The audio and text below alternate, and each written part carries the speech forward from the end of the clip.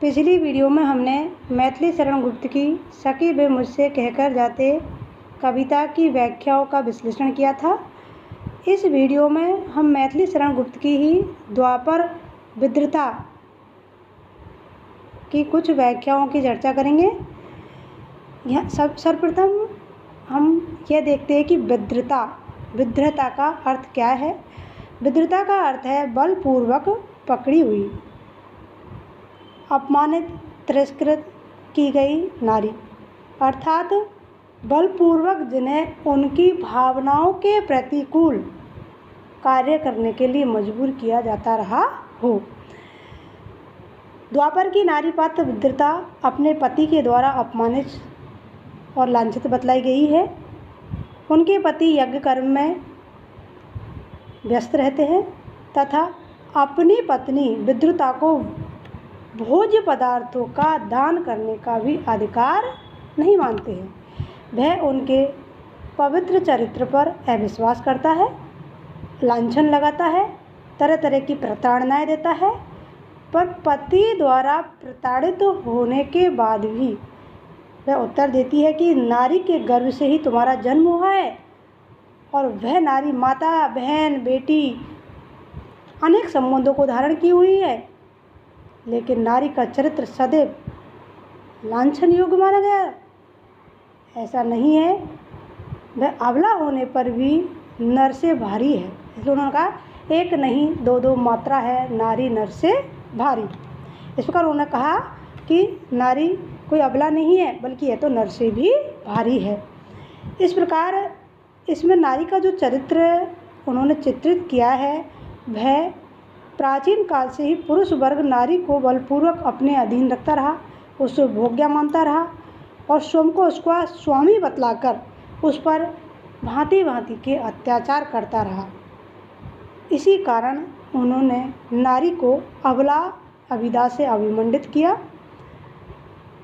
इस जो हमारी कविता के अंतर्गत जो अंश दिए गए हैं उनमें विद्रता नामक नारी पात्र को पुरुष वर्ग के अविवेकी, स्वार्थी, छली आचरण पर व्यंग कसा है और यह कविता नारी सम्मान भावना का परिचायक है।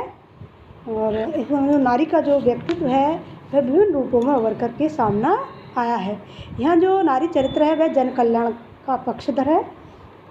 आगे देखिए, इसकी प्रथम व्याख्या है, राम राम हाय ठहरो ठहरो, यह तुम क्या करते हो, अबला कहकर भी मुझको यूँ बलपूर्वक धरते हो, लज्जा भी छोड़ी क्या तुमने, छोड़ी जहाँ दया है, तन न जाए पर मन तो मेरा अपनी गैल गया है।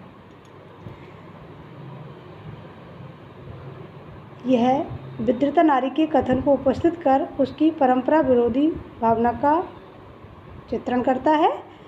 देखो, राम राम हाय ठहरो ठहरो, कवि वर्णन करता है विद्रता पुरुष को लक्ष्य कर क्या कहती है। देखो, राम राम हाय ठहरो ठहरो, यह तुम क्या करते हो, कि तुम क्या अन्याय कर रहे हो, रुको रुको, मुझे अबला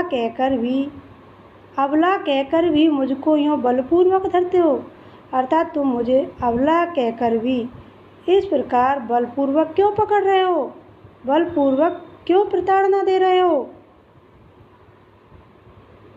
लज्जा भी छोड़ी क्या तुमने, छोड़ी जहाँ दया है, क्या तुम इस प्रकार के आचरण से अपनी जो तुम्हारी जो लज्जा है, तुम्हारे अंदर जो दया की भावना है, क्या तुम उसका भी परित्याग कर चुके हो, अर्थात तुम्हें जो लज्जा है और जो दया है वह अल्प मात्र भी शेष नहीं बची है, इसी कारण तुम मुझे इस प्रकार से प्रताड़ित कर रहे हो। इसलिए कवि ने कहा लज्जा भी छोड़ी क्या तुमने, छोड़ी क्या दया है, कि तुम इस प्रकार से बुरा वार्ताव करके तुम्हारे अंदर की जो लज्जा थी, जो दया थी, उसको तुमने पूरी तरह से विस्मृत कर दिया है। आगे वो क्या कहती है, देखो, तन न जाए पर मन तो मेरा अपनी गैल गया है। भले मेरा शरीर किसी के भी अधिकार में जा सकता है, मेरे शरीर पर कोई भी अधिकार जमा सकता है, लेकिन मन तो मेरा, परंतु मेरा मन तो मेरे अधीन है। यह तो अपनी इच्छा अनुसार मार्ग पर ही चलता रहा है। अपनी गैल गया है, अपनी गैल मतलब मेरी इच्छा के अनुसार जो मार्ग है, मेरा मार्ग मैंने खुद चुना है, इसलिए मैं बलपूर्वक किसी का तिरस्कार नहीं सहन कर सकती। तुम मुझे जिस प्रकार से तिरस्कृत कर रहे हो, उस तिरस्कार को मैं बिल्कुल भी सहन करने को तैयार नहीं हूँ। तुम ये भूल रहे हो कि तुमने मेरे मन को नहीं, तन को ही जीता है। तो इस व्याख्या के अंतर्गत विद्रता नारी के द्वारा नारी के प्रति नर के कठोर व्यवहार की अवमानना की है, उनका जो कठोर व्यवहार है उसकी भर्त्सना की है और उन्हें ललकारा है कि तुम नारी के प्रति इस प्रकार की भावना का परित्याग कीजिए और वह नारी सम्मान की पात्र है, उसका सम्मान कीजिए। अगली जो व्याख्या है देखिए,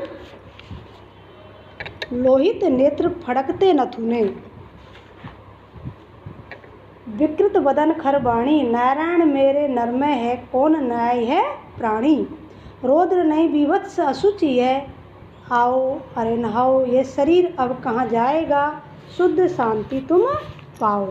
देखो क्या कहते हैं इसमें, यह भी द्वापर से ही लिया गया है। इसमें पुरुष के क्रोध युक्त चेहरे को देखकर विद्रता नाम की जो नारी है उसे शांत करने के लिए कहती है। तो उन्हें वह किस प्रकार से शांत करती है, उसका चित्रण कितना मार्मिक बन पड़ा है। देखिए, कवि वर्णन करते हुए कहते हैं कि तुम्हारे नेत्र क्रोध से कैसे हो रहे हैं, लाल हो रहे हैं, रक्त वर्ण के हो रहे हैं। लोहित नेत्र, लोहित मानी लोहे जैसे यानी कि लाल, लोहित यहाँ रक्त का प्रतीक है। एक तरह से तुम्हारे जो नेत्र है वो क्रोध के कारण कैसे हो रहे हैं, लाल हो रहे हैं। नथुने फड़क रहे हैं, क्या फड़कते नथुने, और जो नथुने हैं वो क्या हो रहे हैं, फड़क रहे हैं। विकृत बदन खर वाणी, और जो तुम्हारा चेहरा है वह विकृत हो चुका है, और तुम्हारी खर वाणी, और तुम्हारी जो वाणी है वह कैसी हो चुकी है, खर हो चुकी है, यानी कि कर्कश हो चुकी है। अर्थात कहने का मतलब ये है कि तुम्हारा जो व्यवहार है वह स्वाभाविक नहीं है। फिर आगे क्या कहती है, नारायण मेरे नरमय है, कौन न्याय है प्राणी। नारायण हे भगवान, हे ईश्वर, देखने में तो ये क्या क्या लगता है, नर यानी कि पुरुष लगता है, कौन नया यह प्राणी, परंतु आचरण में इसने यह कौन सा नया प्राणी रूप धारण कर लिया है। कहने का मतलब यह है कि यह पुरुष होकर भी पुरुष जैसा आचरण न करके लगता है कि इसके अंतर्गत जो पैशाची प्रवृत्ति है उनका समावेश हो गया है। अर्थात वह पुरुष ना लगकर कोई असाधारण प्राणी के रूप में हमारे सामने उपस्थित हो रहा है। आगे वो क्या कहती है देखो, रौद्र नहीं भीवस्त असुचि, यह केवल भयंकर क्रोधयुक्त या घृणा ही नहीं है। रौद्र नहीं बीभत्स, बीभत्स का मतलब होता है घृणा, कि यह रौद्र मानी क्रोधयुक्त एवं बीभत्स असुचि मानी अपवित्र ही नहीं है, आओ इसे नहाओ, पर लेकिन इसका जो आचरण है वह भी पूरी तरह से अपवित्र हो गया है। अर्थात कहने का मतलब है कि इसका जो एक क्रोध है वह तो अस्वाभाविक है ही, साथ ही इसका जो आचरण है वह भी पूरी तरह अपवित्र है या चरित्र से हीन है। इसलिए हे पुरुष क्या कहती है वो, अरे नहाओ, हे पुरुष आओ नहाओ और इस शरीर को तुम शुद्ध और शांत कर लो, शुद्ध शांति तुम पाओ। ये शरीर को क्या कर लो, तुम शुद्ध कर लो, शांत कर लो।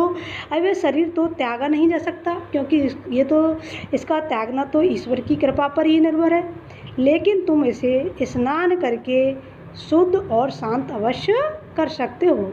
और तुम्हारा जो आवेश है, तुम्हारा जो क्रोध है, इसे तुम बिल्कुल पूरी तरह परित्याग कर दो। तो पुरुष की जो आचरणगत पवित्रता है उसको अपनाने के लिए यहाँ नारी उन्हें संदेश दे रही है कि तुम्हारा जो आचरण है यह पूरी तरह अपवित्र हो गया है और यह तुम्हें शोभा नहीं देता, इसलिए तुम्हारा जो आचरण है तुम इसका परित्याग करके एक शुद्ध आचरण धारण कीजिए। स्नान का मतलब ये शरीर को धोने मात्र से ही नहीं है, बल्कि स्नान का मतलब है कि तुम्हारे अंदर जो बुरी प्रवृत्तियाँ प्रवेश कर चुकी है उनका परित्याग करके सद्वृत्तियों का धारण कीजिए, तभी तुम्हारी उन्नति संभव है, वरना तुम अवनति के मार्ग पर जा रहे हो। अगली व्याख्या दूसरी वीडियो में